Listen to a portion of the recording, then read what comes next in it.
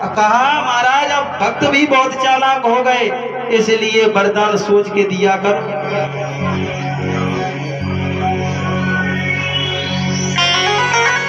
हिरण्याकश्यप लौट करके जब आया तो एक दिन प्रहलाद ने जन्म लिया तो पाठशाला में पढ़ने के लिए गए।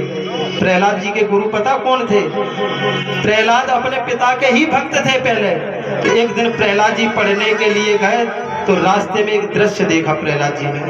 एक बुढ़िया रो रो करके भगवान को आवाज लगा रही है। प्रहलाद जी ने कहा कि बोले प्रहलाद उस बुढ़िया से, क्यों बिन आई मौत मर रही है, छोड़ पिता का नाम मेरे, तू किसका नाम ले रही है। बुढ़िया बोली बेटा प्रहलाद आज धोखे में हमें काम हो गया कि धोखे में आज अबा के भीतर बच्चा दावे मंझारी के, अग्न प्रकट हो चुकी लाल, ये काम हुआ लाचारी से। तो प्रहलाद ने कहा माँ आग का काम है जलाना, तो उसमें ये नारायण क्या करेगा? बुढ़िया ने कहा नहीं बेटा, अगर नारायण की कृपा हो गई तो बिल्ली के बच्चा जीवित निकलेंगे। तो दुनिया के लोग होते तो आप पैसे की शर्त लगाते।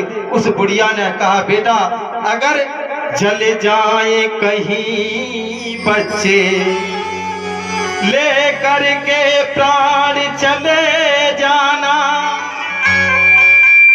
और बच जाए कहीं यदि बच्चे, तो दे करके बधाई चले जाना। प्रहलाद जी का आज मन नहीं लगा पाठशाला। सुबह जैसे ही कहा माँ खोलो आवा, जैसे ही आवा खोला तो निश्चित तो एक पहला आवा कच्चा निकलता था, पर आज पहला ही आवा बिल्कुल लाल। बुढ़िया रोने लगी प्रभु हमारी आवाज आपके कानों तक पहुंची नहीं, मुझे अपने प्राणों का गम नहीं है, इस बालक का विश्वास आपसे उठ जाएगा। विश्वास नहीं आप पे करेगा ये बालक। क्या हुआ ठाकुर जी की कृपा से कि घट उठते ही घट पलट गया, जीवत बच्चा निकले मंझारी के, प्रहलाद गिरे तब चरणों में, देखो बुढ़िया बेचारी के। प्रहलाद जी को आज पक्का अटूट विश्वास हो गया ये मेरे पिता के नाम में ताकत नहीं है।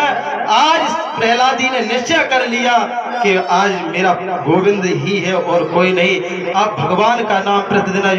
एक दिन हिरण्याकश्यप ने पूछा बेटा पढ़ाई लिखाई कैसी चल रही है?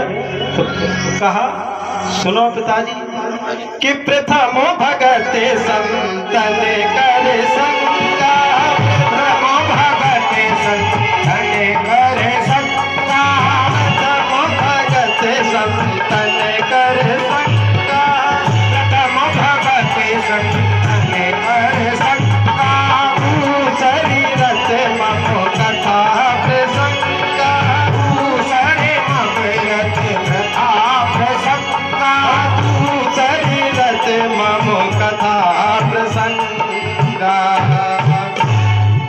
इस भगवान का भजन करो पिताजी, और इससे क्या होगा? श्रवणम कीर्तनम अर्चनम वंदनम। श्रवण से भगवान की कथा सुनो, हाथों से दान दो, पैरों से भगवान की यात्रा करो। हिरण्याकश्यप ने ये प्रवचन सुने, उठा करके गोदी से फेंक दिया। अरे दुष्ट, मेरे शत्रु का नाम लेता है। संडा मर्ग जी ने कहा अब छोटा है बता देंगे। रंग और चढ़ गया। एक दिन संडा मर्ग जी का कहीं से नौता आ गया, तो प्रहलाद जी ने एक डंडा उठाया, डंडा, और बालकों से कहा ये डंडा दिखाई दे रहा है, बहुत पिटाई करेंगे। बालकों ने हाथ जोड़ करके कहा, भैया ये बताओ तुम्हारे पिताजी तुम्हें इतना कष्ट देते हैं पर तुम भगवान का नाम छोड़ते क्यों नहीं हो? ये कहाँ पढ़ाई तुमने पढ़ी? कहा ये मैंने अपने माता के उदर में ही पूरी पढ़ाई पढ़ ली थी। तो आप वो भगवान को दिखा सकते हो? बोले क्यों नहीं।